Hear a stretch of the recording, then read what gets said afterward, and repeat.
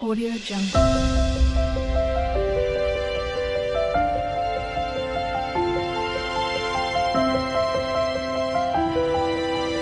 Audio Jungle. అందరికీ నమస్కారం. నా పేరు Niharika. Welcome to my channel.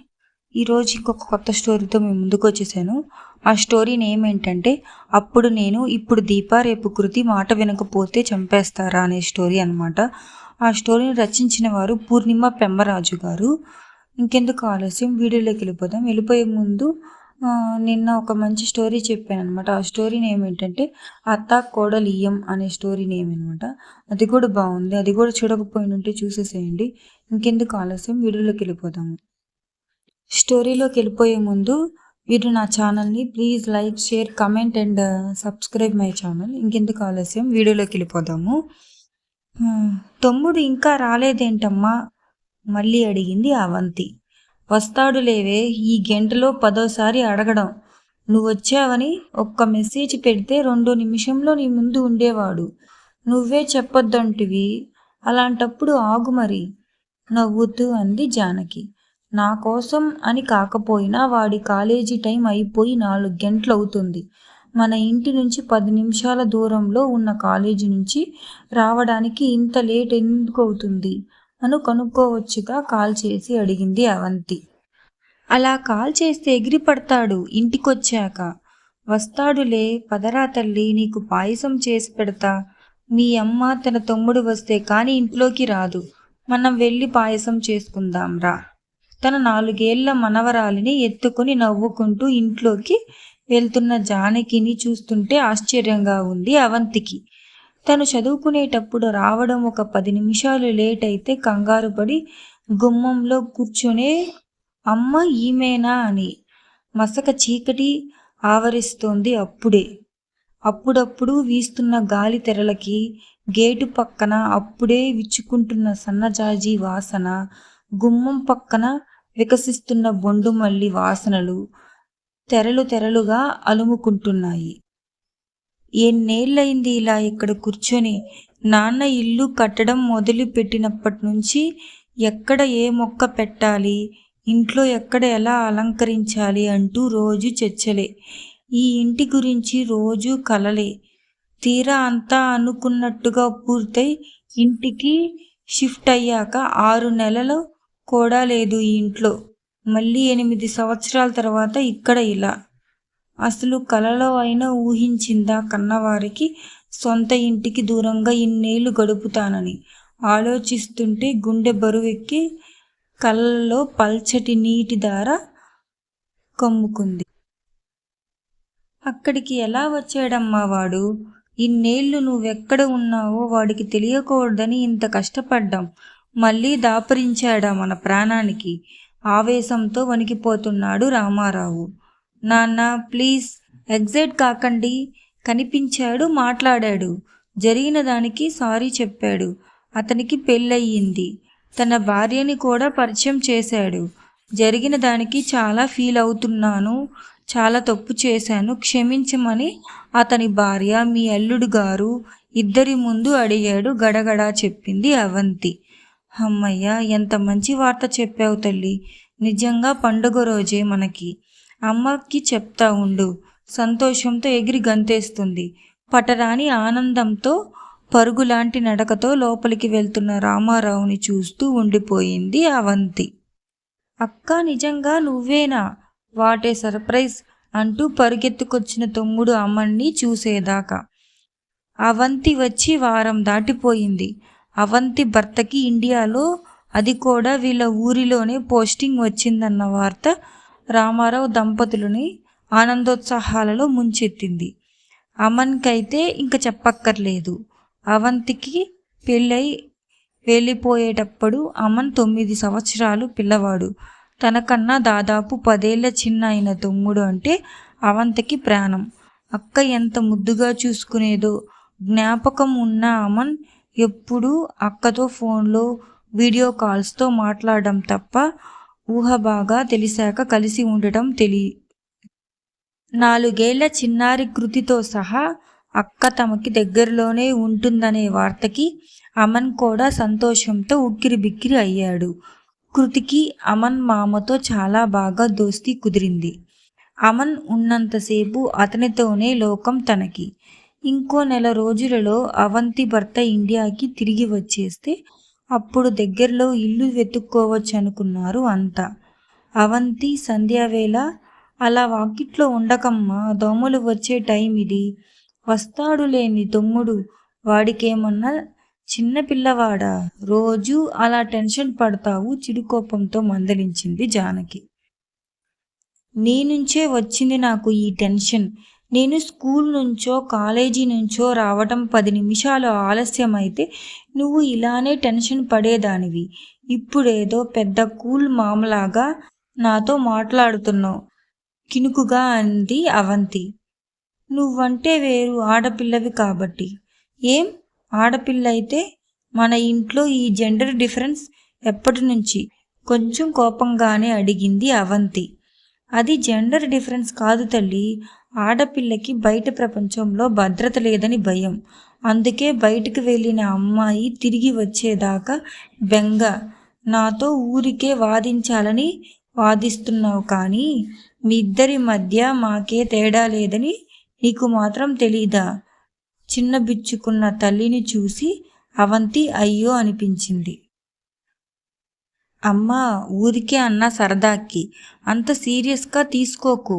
కానీ అమన్ సంగతి మాత్రం నాకు కాస్త వింతగానే ఉంది. ఎక్కడ తిరుగుతున్నాడు కాలేజీ అయ్యి ఇంతసేపైనా? ఈ వారంలో 3 సార్లు ఫ్రెండ్స్తో పార్టీ అని అర్ధరాత్రి వచ్చాడు. చదువు మీద ఫోకస్ పెడుతున్నాడా? బయటికి వెళ్తే ఫోన్ ఎత్తడు. ఎంతకీ గట్టిగా అడగచ్చుగా, నాన్న నువ్వు ఇంజనీరింగ్లో చేరే వరకు ఆ రెసిడెన్షియల్లో ఉన్నాడుగా. ఆ డిసిప్లిన్ చదువు వాడితో కాస్త విసిగిపోయాడు వాడు.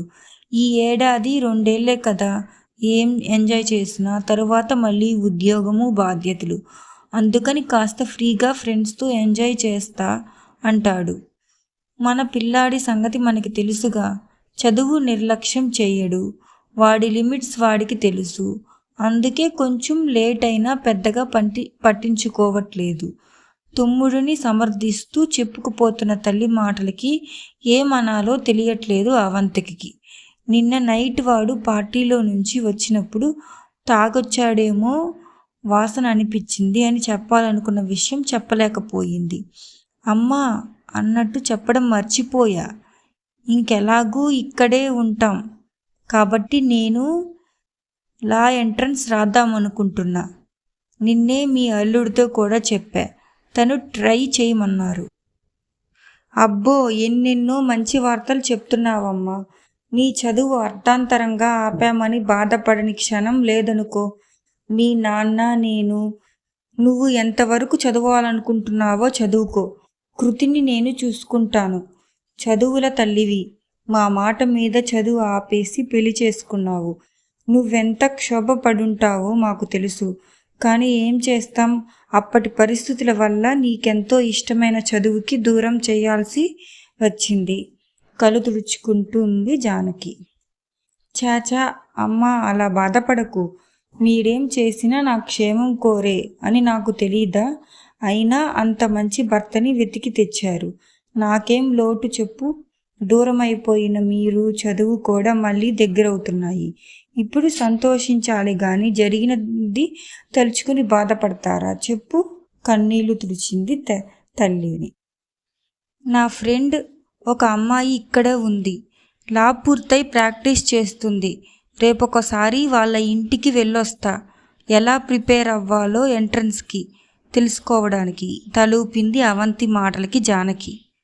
కృతి, అలా బయటికి పిల్లలు ఒక్కలే వెళ్ళకూడదు, బూచి ఉంటుంది బయట అని చెప్పిన అమ్మమ్మ అరుపుకి భయపడి అప్పుడే ఇంట్లోకి వస్తున్న మామయ్యని ఖర్చుకుపోయింది కృతి. ఏమైంది బుజ్జి?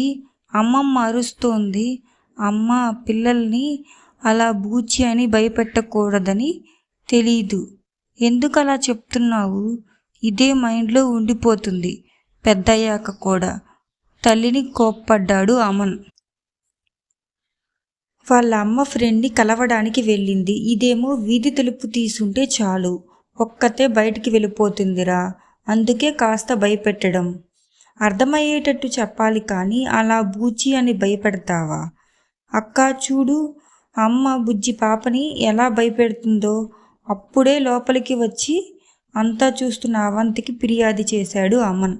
పెట్టని భయం, ఆడపిల్ల కదా, ఎలానూ భయపెడుతూ బతకాల్సిందే. ఇప్పటి నుంచి అలవాటు చేసుకొని. అవంతి మాటలు విని అందరూ ఆశ్చర్యంగా చూశారు. ఏమైంది తల్లి, ఏమిటా మాటలు? నీ మొహం ఏమిటి అలా వాడిపోయింది? ఒక్కదానివే బయటికి వెళ్ళావు, నిజం చెప్పు. మళ్ళీ ఏమన్నా మాటలు మింగేశాడు రామారావు. తల్లిదండ్రులు మొహాలలో ఆందోళన అర్థం కావట్లేదు అమన్కి. మీరనుకున్నదే జరిగింది నాన్న. ఎంత వదుల్చుకున్నామనుకున్నా గతం వదలట్లేదు. మళ్ళీ మళ్ళీ ముందుకు వస్తూనే ఉంది. నేను ఇక్కడ ఉండలేను. ఇప్పుడే వెళ్ళిపోతాం నేను, కృతి. మళ్ళీ కనిపించాడా ఆ త్రాష్టుడు? మారిపోయాడన్నో. ఇంకేం పర్లేదని ధైర్యంగా ఉన్న టైంలో ఇదేమిటండి? జానకి బోరుమంది. అమ్మా ఏమైంది? ఏం మాట్లాడుతున్నారు మీరంతా? ఎవరు కనిపించింది? అక్క నువ్వన్నా చెప్పు, ఏం జరిగింది? అమన్కి టెన్షన్ వచ్చేస్తుంది.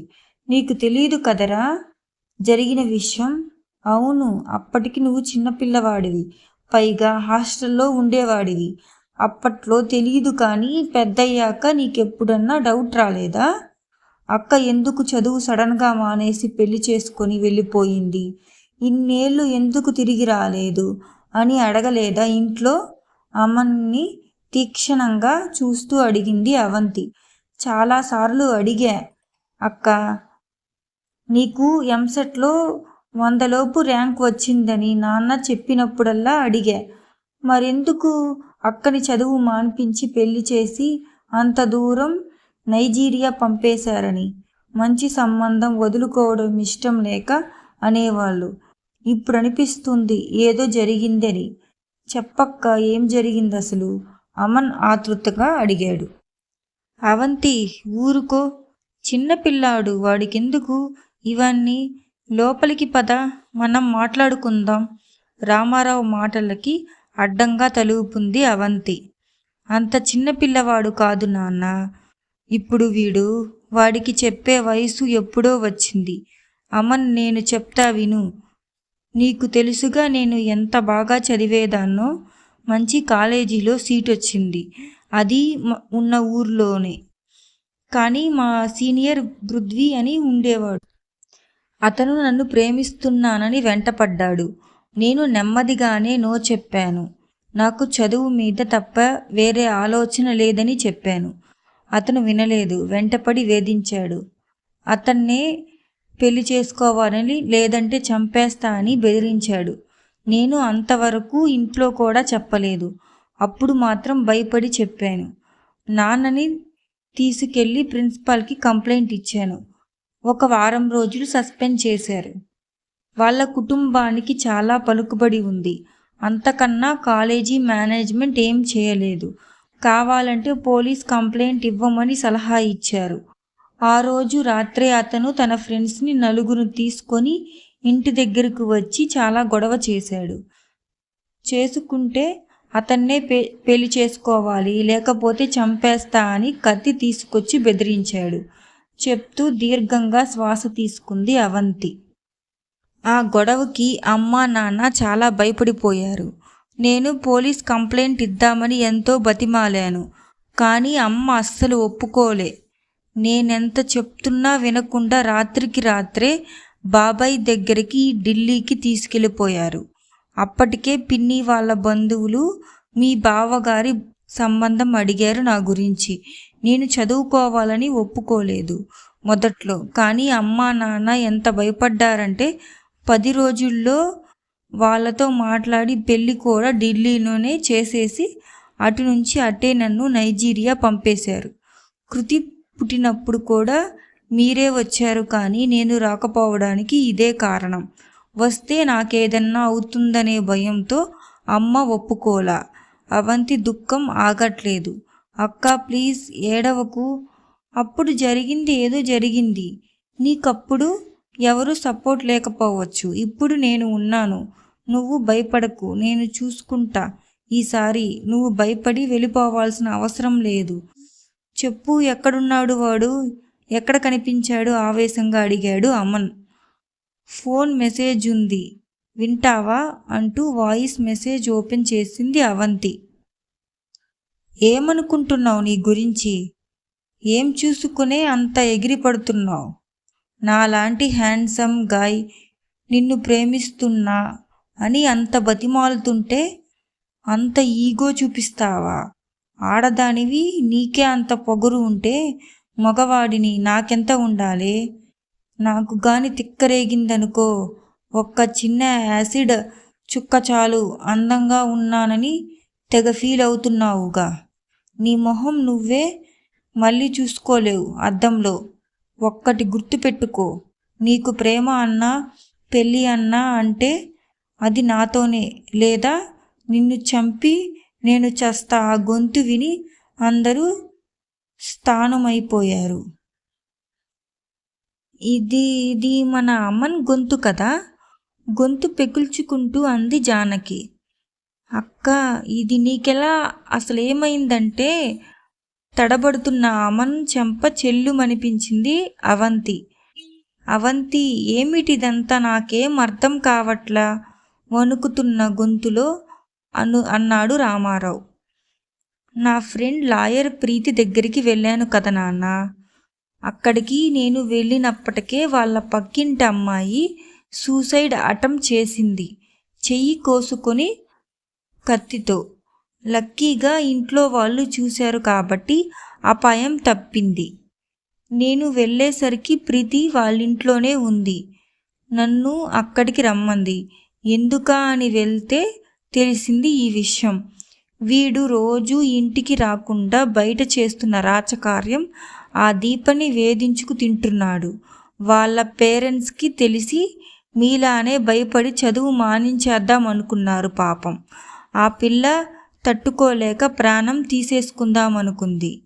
ఆ ప్రబుద్ధుడు ఎవరో తెలుసుకున్న ప్రీతి నన్ను అక్కడికే రమ్మని ఈ మెసేజ్ వినిపించింది. ఇది చాలా బెటర్ మెసేజ్. మీరు వినలేనివి, మనం అనలేనివి ఇంకా చాలా ఉన్నాయి వీడి మెసేజ్లు. అమన్ వైపు అసహ్యంగా చూస్తూ కోపగించుకుంది అవంతి. దీపకి వాళ్ళ పేరెంట్స్కి చెప్పొచ్చా? ఏం భయపడొద్దు, పోలీస్ కంప్లైంట్ ఇవ్వండి, నేను సాక్ష్యం ఇస్తాను వచ్చి. ఆ గొంతు వాడిదే, ఆ నంబర్ వాడిదే అని అవంతి మాటలకి అదిరిపడ్డారు అందరూ. అవంతి, జరిగింది తప్పే, కానీ ఆ అమ్మాయి సూసైడ్ చేసుకోబోయింది. వాళ్ళ పేరెంట్స్ చదువు మానమన్నారు, కానీ వీడి వల్ల కాదుగా. నువ్వు ఆవేశపడుతున్నావు, వాడి ఫ్యూచర్ నాశనం అవుతుంది. రామారావు వారించబోయాడు. జరిగింది తప్పే అన్నాక మళ్ళీ కానీ ఏమిటి నాన్న? తప్పంటే తప్పే, వీడి ఫ్యూచర్ నాశనం అవుతుందా? మరి ఆ అమ్మాయి సంగతి ఏమిటి? తనకేదన్నా అయి ఉంటే అప్పుడేం చేసేవాళ్ళు?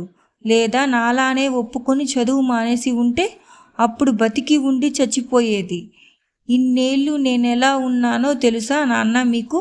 నా తప్పేం లేకుండా నా కలలు, కోరికలు, ఆశలు అన్నీ ఎవరికో భయపడి వదిలేసి కన్నవారిని చూడడానికి కూడా నోచుకోకుండా ఈ 8 ఏళ్ళు బతికాను. ఎవడో సంబంధం లేనివాడు నా జీవితాన్ని శాసిస్తే నేను తల వంచుకు పారిపోయా. బతుకుతున్నాను. నా మీద నాకే విరక్తి కలిగేది. ఆ ఫీలింగ్ మీకెవ్వరికి చెప్పినా అర్థం కాదు కూడా. అదృష్టం కొద్దీ అర్థం చేసుకునే భర్త దొరకడంతో ఆగిపోయిన నా కలలు పూర్తి చేసుకుందాం. లాలో చేరి అమ్మాయిలకి వాళ్ళు హక్కుల గురించి పోరాటంలో సాయం చేద్దామని ఇక్కడికి వచ్చాను. కానీ ఇక్కడికి వచ్చాక తెలిసాయి నా తమ్ముడు ఘనకార్యాలు. ఆవేశంతో ఊగిపోతుంది అవంతి. నువ్వు ఒక్కవైపు మాత్రమే విని నీ తమ్ముడిని అనుమానిస్తున్నావు అవంతి. నా కొడుకు గురించి నాకు తెలుసు. వాడు అలాంటి వాడు కాదు.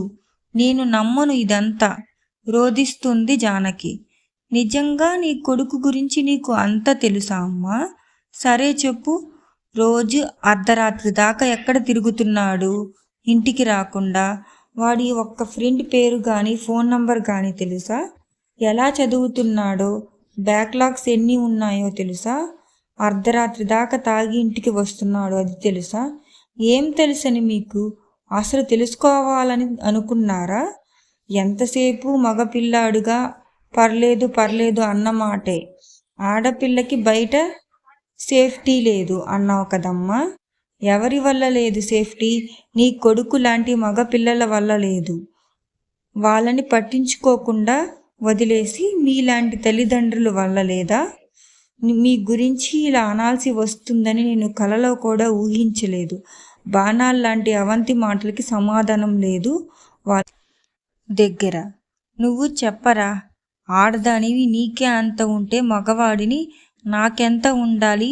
అదేగా అన్నావు. మగవాడివైతే ఏమిటి నీ గొప్ప? అసలు ఒక విషయం ఆలోచించావా? ఒక ఆడదాన్ని ఒంట్లో 9 నెలలు భాగంగా ఉండే నువ్వు బయటకి వచ్చావు. ఆ 9 నెలలు నీకు అస్తిత్వమే లేదు. ఇంకేం చూసుకునిరా నీకంత మిడిసిపాటు? ఎప్పుడూ అవంతిలో ఇంత కోపాన్ని చూడని అందరికీ తనని చూస్తే భయం వేస్తుంది. తల్లి, నువ్వు సంభాళించుకో. ముందు చాలా ఉద్రేకపడుతున్నావు. కొంచెం ప్రశాంతంగా ఆలోచించు. మేము వీడిని వెనకేసుకు రావట్లేదు. జరిగింది తప్పే కానీ చప్పట్లు ఒక చేతితో మోగవు ఎప్పుడు అంటున్నాను అంతే. ఇప్పుడు ఆడపిల్లలు కూడా ఇదివరకటిలా లేరు. ఆ అమ్మాయి ఏం రెచ్చగొట్టిందో వీడిని. అవంతికి నచ్చజెప్పబోతున్న జానకి తన చూపు చూసి ఆగిపోయింది. చెప్పమ్మా, ఆగిపోయావేం? అమ్మాయి రెచ్చగొట్టి ఉంటుంది, లేదా వాడితో అతి చనువుగా ప్రవర్తించి ఉంటుంది. కాదు, వాడితో మిడ్ నైట్ పార్టీకి వెళ్ళి వాడికి అవకాశం ఇచ్చి ఉంటుంది. చెప్పు, ఆగావేం? కానీ ఒక విషయం గుర్తుపెట్టుకో, పృథ్వీ వాళ్ళ ఇంట్లో కూడా నా గురించి అప్పుడు ఇలానే అనుకుని ఉంటారు. ఒకవేళ ఆ అమ్మాయే నువ్వన్నట్టు రెచ్చగొట్టినా కూడా చంపేయాలా, లేదా ఎందుకు అలాంటి అమ్మాయితో అని వదిలేయాలా? చెప్పు నువ్వు. వాడు మగవాడు కాబట్టి వాడికి ఇష్టమైతే ఆ అమ్మాయిని నచ్చే తీరాలి. తనకి వేరే ఆలోచనలు కానీ ఆశయాలు కానీ ఉండకూడదు. ఏరా, అంతేగా? అవసరమైతే చంపేస్తావు, అంతేగా? మరి అలాంటప్పుడు అమ్మాయిలు భయపడడం నేర్చుకోవాలిగా. అప్పుడు నేను భయపడ్డాను, ఇప్పుడు దీప, రేపు కృతి. దాన్ని కూడా రేపేవడో ఇలానే అంటాడు. మర్యాదగా మాట వినకపోతే చంపేస్తా అంటాడు. ఈ మాత్రానికి ఆడపిల్లకి ఇంకెందుకు చదువులు, కోరికలు? ఒక పని చెయ్యి, నువ్వు చంపేయి కృతిని కూడా. పెరిగి పెద్ద అయ్యిందంటే దాని మనసు ఎలా ఉంటుందో. అప్పుడు మనసు చంపుకునే కన్నా ఇప్పుడు మనిషిని చంపేద్దాం. జరిగింది తప్పే కానీ అనే అవసరమే ఉండేదెవరికి? పురిట్లోనే అమ్మాయిని చంపేస్తే దుఃఖంతో గొంతు పూడుకుపోయింది అవంతికి. అవంతి, ఇంక మాటలతో చిత్రవద చేయకమ్మా. మేము ఎంత తప్పు చేశామో ఇప్పుడే కాదు, అప్పుడు కూడా అర్థమైంది. మమ్మల్ని క్షమించు తల్లి. రామారావు చిన్నపిల్లవాడిలా బోరుమన్నాడు. జానకి కొంగులో మొహం దాచుకుంది. అక్క, ప్లీజ్, సారీ అక్క. నిజంగా నేను ఊహించలేదు. అసలు అలా తనని ఏదో చేద్దామని కూడా నేను అనుకోలేదు.